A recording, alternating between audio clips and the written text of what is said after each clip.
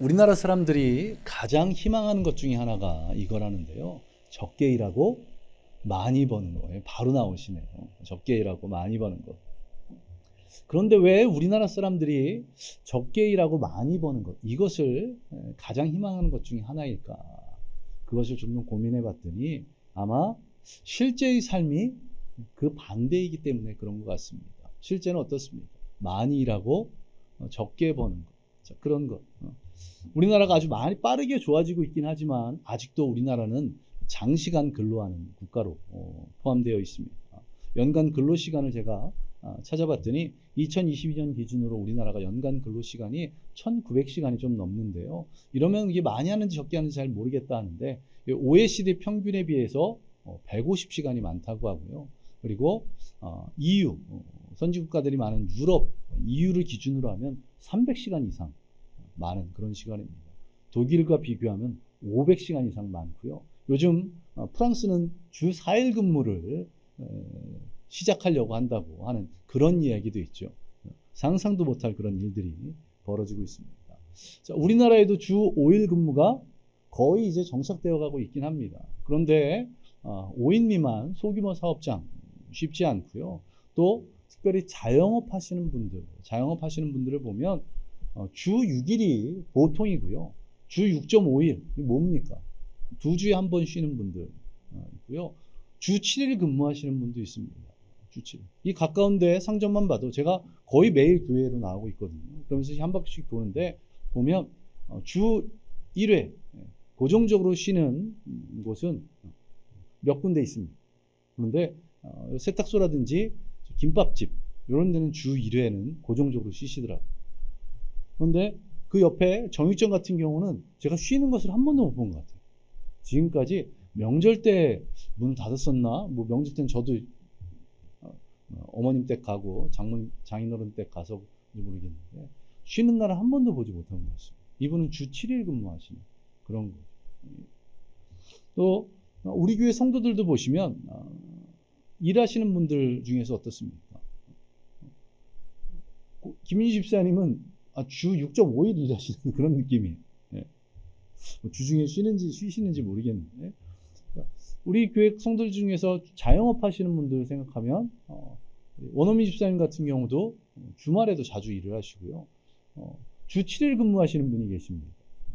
박창원 집사님은 주 7일 근무하시는 거예요. 자, 이렇게 일하는 시간이 길다 보니 어떨까요? 쉴 수 있는 시간, 가족과 함께 할 수 있는 시간이 짧습니다. 그러다 보니 삶 가운데 평안, 쉼 이런 것이 점점 찾아보기 힘들어지는 그런 삶을 살고 있습니다. 이처럼 쉼, 평안이라는 것은 단순히 일만 적게 하는 그런 것뿐만 아니라 우리의 마음의 평안이 있죠. 일은 적지만 마음의 불안, 근심, 걱정이 가득하다면 그것은 평안, 쉼이라고 할 수 없을 것입니다. 이러한 삶을 살아가고 있는 이 대한민국 사람들, 저와 여러분들에게 오늘 본문 말씀이 정말 적절한 말씀이 아닌가 생각이 되는데요. 오늘 본문 마태복음 11장 28절에서 이렇게 말씀합니다. 수고하고 무거운 짐진 자들아 다 내게로 오라. 내가 너희를 쉬게 하리라. 얼마나 은혜가 되는 말씀입니다. 다 내게로 오기만 하면 어떻게 하신다고요? 내가 너희를 쉬게 하시겠다.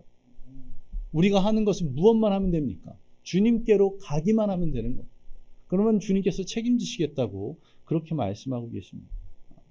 우리를 쉴 수 있도록 인도해 주시겠다고 하는데 어떤 사람들에게 그냥 탱자탱자 놀고 있는 사람들이 아닌 수고하고 무거운 짐진 자들.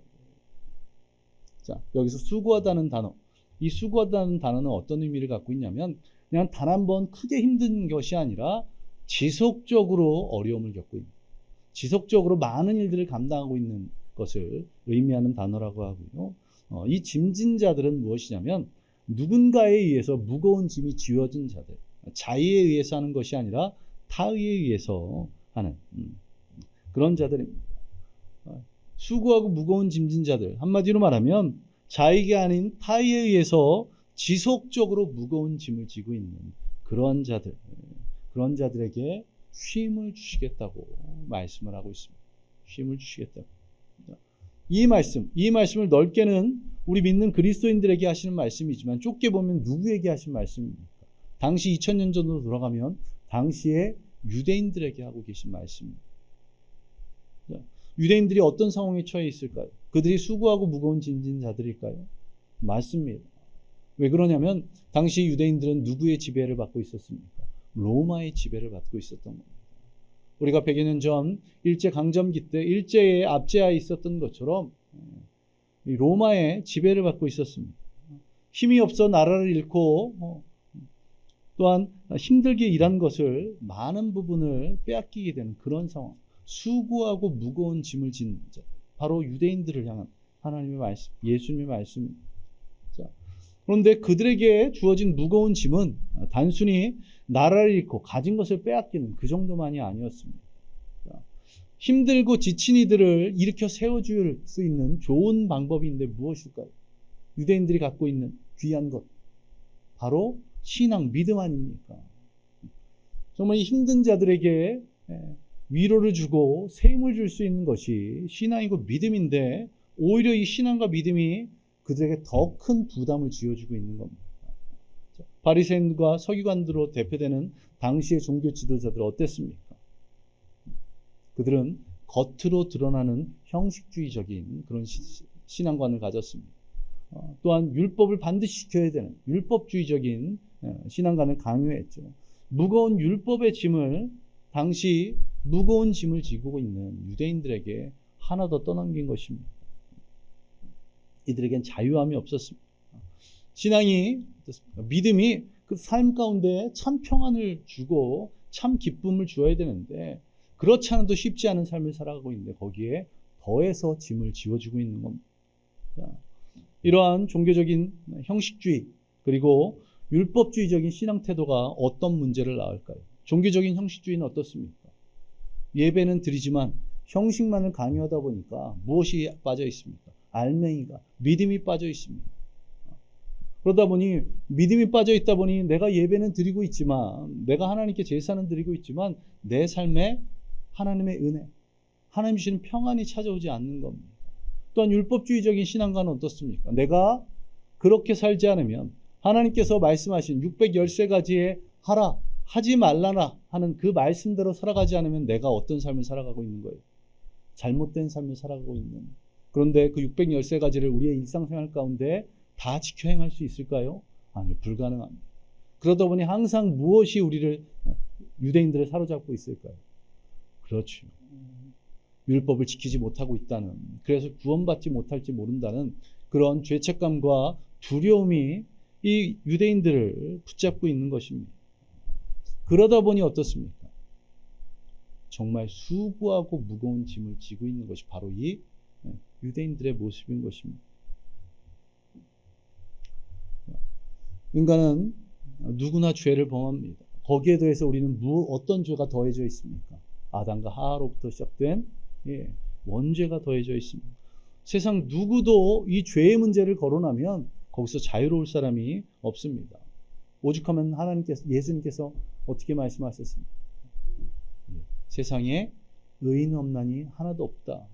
예수님께서 하신 말씀이 아니라 하나님께서 사도 바울을 통해서 하신 말씀이죠. 자, 그런데 그러한 죄의 문제를 무기로 삼는 자들이 있습니다. 바로 누굴까요? 죄의 문제를 무기로 삼아 우리를 더 고통에 몰아넣는 자들, 바로 마귀 사탄들이 그렇습니다. 이 마귀 사탄들이 우리에게 지은 무거운 죄, 이것을 계속 우리의 마음을 긁습니다.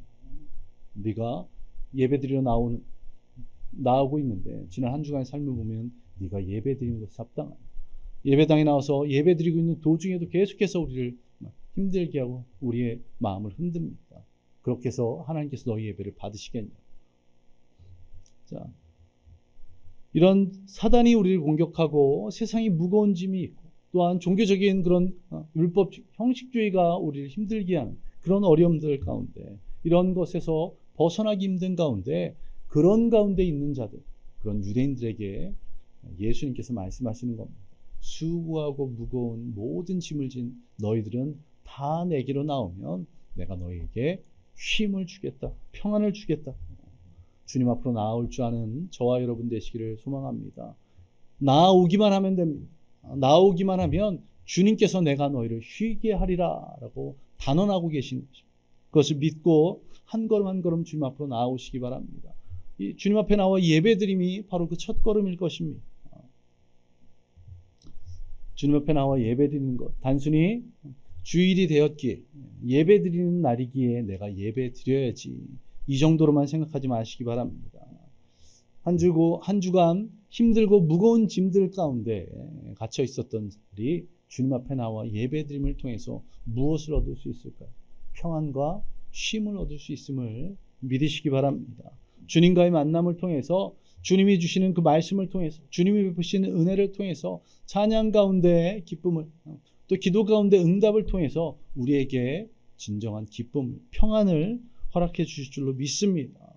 예배의 시간이 주님 앞으로 나오는 첫 걸음이란 것, 이것을 잊지 마시기 바랍니다.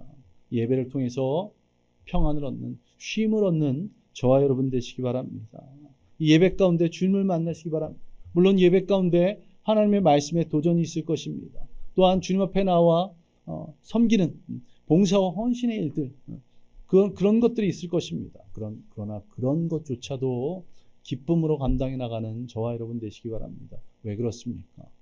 하나님께서 우리에게 주신 은혜가 있기에 그렇습니다. 하나님께서 우리를 그 일들을 감당하도록 능력과 지혜를 주실 줄 믿고 그것을 기쁨으로 해나가는 저와 여러분 되시기 바랍니다. 주일날 주님 앞으로 나온다는 것, 이것이 얼마나 큰 기쁨이고 얼마나 큰 평안인지를 누릴 줄 아는 저와 여러분 되시기를 간절히 소망합니다. 지난 한 주간의 삶 가운데 경험했던 여러 어려움들, 그 문제들, 그 두려움들, 근심, 걱정들을 다 가지고 주님 앞으로 나오는 것입니다. 그리고는 예배 드릴 때 그 모든 것들을 주님께 내려놓으시기 바랍니다. 하나님, 내가 이러이러한 어려움들이 있었는데, 하나님, 내가 이런 힘든 것들이 있었는데, 주님 이 시간 이 예배 가운데 나를 위로해 달라고, 나에게 참 평안을 달라고, 나에게 기쁨을 회복시켜 달라고 그렇게 말씀하시기 바랍니다. 주님께서는 어떻게 말씀하십니까? 다 내게로 오라. 다 내게로 오라. 그렇게 말씀하고 계십니다. 우리 오늘 본문 29절을 한번 보시기 바랍니다. 나는 마음이 온유하고 겸손하니 나의 멍에를 메고 내게 배우라. 그리하면 너의 마음이 쉼을 얻으리니. 예수님의 멍에를 메고 예수님께 배우면, 주님 앞에 나와서 예배 드리면 그 예배를 통해서 어떻게 해요? 너희 마음이 쉼을 얻을 것이라고 그렇게 말씀하고 계십니다. 너희 마음이 쉼을 얻을 것. 주님 앞으로 나와 세상의 모든 무거운 짐들, 나를 얽매고 있던 정신적인, 또 육체적인, 또 물질적인 인간관계에서 오는 여러 어려움들을 다 주님 앞에 내려놓으시기 바랍니다. 또한 내 안에 있었던 종교적인 형식주의, 또 율법주의들이 있었다면 이것을 다 내 주님 앞에 내려놓으시기 바랍니다. 그리고 무엇을? 주님께 배움을 통해서, 또 주님의 멍에를 맴을 통해서 대신 주님께서 짐을 지시는 그런 은혜를 누리는 저와 여러분 되시기를 간절히 소망합니다. 주님께서는 무엇을 주셨습니까? 바로 은혜를 주셨습니다. 이것이 얼마나 귀한 것인지 감사할 줄 아는 저와 여러분 되시기 바랍니다. 유대인들에게 존경받았던 종교 지도자들이라고 했던 바리새인들과 서기관들은 율법 613가지를 지켜야, 또 해야 될 것, 하지 말아야 될 것을 강요하고 있지만, 예수님께서는 어떻게 하셨습니까? 우리에게 은혜를 베풀어 주셨습니다. 그리고 먼저 우리를 그 은혜의 길로 인도하시기 위해서 솔선수범하셔서 십자가의 길을 걸으셨다는 거예요. 우리가 그 죄의 짐, 그 무거운 죄의 짐을 지고 어떻게 해결할 수 없는 그것들을 예수님께서 십자가에 지시고 죽으시고 부활하심을 통해서 그 무거운 죄의 짐, 죄의 문제를 해결해 주셨던 겁니다. 그러하기에 주님 앞으로 나아가기만 하면 죄의 문제가 해결될 줄로 믿습니다. 또 세상의 근심, 걱정, 두려움 무엇입니까? 내가 해결할 수 없는 그런 어려움들이 우리의 삶 가운데 닥칠 때가 있습니다. 그때마다 그 모든 것들을 주님께 맡기시기 바랍니다. 우리가 근심하고 걱정하고 두려워하는 이유, 제가 이번에 목사님들 만나면서 한 가지 다시 한번 확인할 수 있었던 것은 무엇이냐면, 자꾸만 내가 결과를 책임지려고 합니다. 결과까지도 내 책임이라고 하다 보니까 그렇게 힘들고 근심이 되고 걱정이 되는 겁니다. 목회자로서 가장 두려운 부분들이 어떤 것이 있을까요? 성도들입니다. 첫 번째는 성도들의 신앙이 문제되는 것. 왜 그럴까요? 제가 예배를 인도하고 있는데 이 예배 가운데 은혜를 받지 못하고 그냥 돌아가면 그것이 저희 책임인 것 같은 그런 두려움들이 있습니다. 또 두 번째는 성도들의 건강. 요즘 아픈 집사님들이 몇 분 계신데 그분이 굉장히 두렵고 떨립니다. 이 부분을 얘기했더니 한 목사님이 이런 얘기 하시더라고요. 한 규모가 큰 교회 목사님한테 얘기를 들었는데 규모가 크다 보니까 어떤 일이 매일 벌어지냐면 장례가 매주 있는 겁니다. 또 암 환자가 계속 있는 겁니다. 그거에 짓눌려서 어떨 때는 설교하기조차 힘든 그런 때가 있다고 하더라고요. 그런데 한번 곰곰이 생각해 보면 성도들의 신앙 제가 책임질 수 있나요? 하나님도 아닌데. 그리고 성도들의 건강 제가 책임질 수 있나요? 아니요.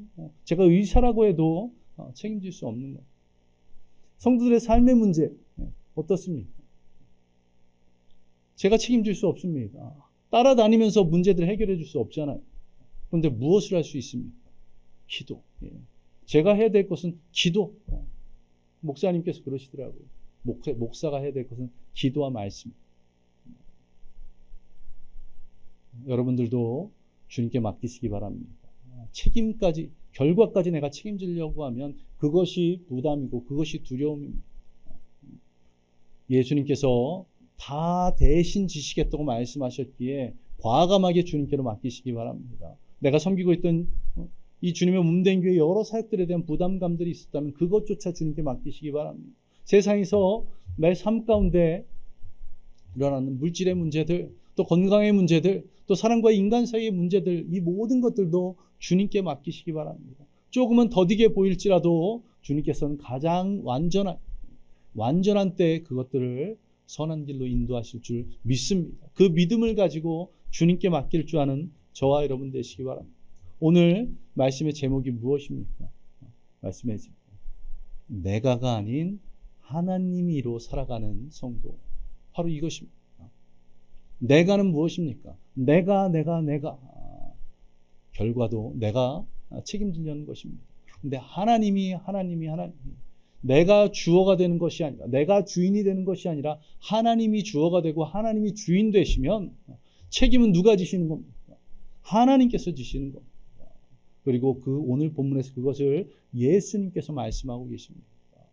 수고하고 무거운 짐진 자들아 다 내게로 오라. 내가 너희를 쉬게 하리라. 그 은혜를 경험하는 저와 여러분들 되시기를 간절히 소망합니다. 이제는 내가 주인이 아닌 주님이 주인 되시고 내가 주어가 아닌 하나님이 주어가 되는 그런 삶을 살아갈 때 주님께서 우리의 삶의 결과를 책임져 주실 줄로 믿습니다. 주님께서 내 삶을 그렇게 인도하실 줄 믿습니다. 주님께서 그렇게 은혜를 부어주실 줄 믿습니다. 주님께서 우리의 필요를 채워주실 줄로 믿습니다.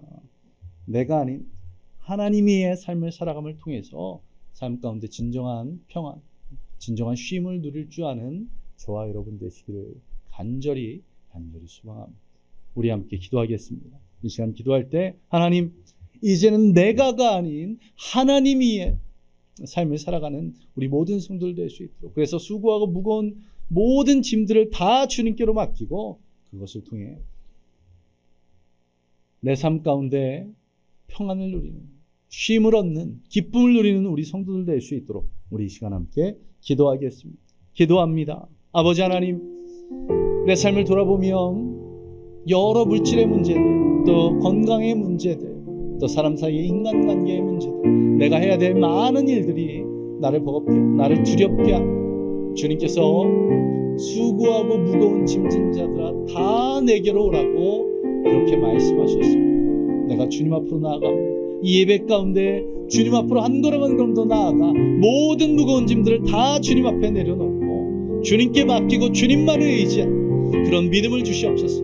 그래야 해서 이제는 내가가 하나님의 삶을 살아가는 우리가 되게 하여 주시고, 그것을 통해 하나님이 책임져 주신 하나님이 인도하시는, 하나님이 부어주시는, 하나님이 은혜를 허락하시는, 하나님이 채워주시는 그런 놀라운 삶을 살아갈 수 있도록, 그래서 삶 가운데 참 평안과 참 기쁨을 누리며 살아가는 우리 모든 성도들 되도록 주님이 역사하여 주님이 인도하여 주옵소서. 오직 주님만을 의지하고 주님께서 주시는 그 귀한 은혜와 귀한 사랑으로 우리가 이 땅에 살아갈 때 참 평안과 참 기쁨을 누릴 수 있도록 주여 인도하여 주옵소서. 그 은혜 감사드리며 이 모든 것 예수님 이름으로 기도드리옵나이다. 아멘. 아버지 하나님 감사드립니다. 오늘도 주님께서 우리에게 귀한 은혜를 부어주시니 감사드립니다. 세상에 살아가며 수많은 일들과 수많은 문제들 가운데서 힘들고 고달파하는 우리 삶, 그 모든 것들을 이제 주님 앞으로 나와 주님께 내려놓기를 소망합니다. 주님께서 책임져 주실 것을, 주님께서 채워주실 것을, 주님께서 은혜 내려주실 것을 믿고 그 믿음으로 다 주님께로 내려놓고 우리가 참 평안을, 참 쉼을 얻도록 주여 인도하여 주시고, 그래서 내 삶에 근심, 걱정, 두려움들이 사라지고 기쁨으로 살아가는 우리 모든 성도들 되도록 주여 역사하여 주시옵소서. 주님, 또한 준비한 예물 하나님께 드렸습니다. 그 손길들 축복하여 주시며 또한 하나님께서 그들의 삶을 축복하여 주셔서 하나님께 드림이 기쁨이 되도록, 또한 어려움이 되지 않도록 주여 역사하여 주시옵소서. 주님께서 우리 성도들의 삶 가운데 함께하여 주셔서 모든 것을 주님께 맡길 수 있는 귀한 믿음을 베푸심을 믿으며 이 모든 것 예수님 이름으로 기도드리옵나이다. 아멘. 이제는 우리 주 예수 그리스도의 은혜와 무한하시는 하나님의 사랑하심과 성령님의 함께하심과 충만하심이 오늘 주님 말씀대로 이제는 내가 아닌 하나님이로 살아가기로 작정한 모든 성도들 머리 위에 임하기를 예수 그리스도의 이름으로 간절히 축원하옵나이다. 아멘.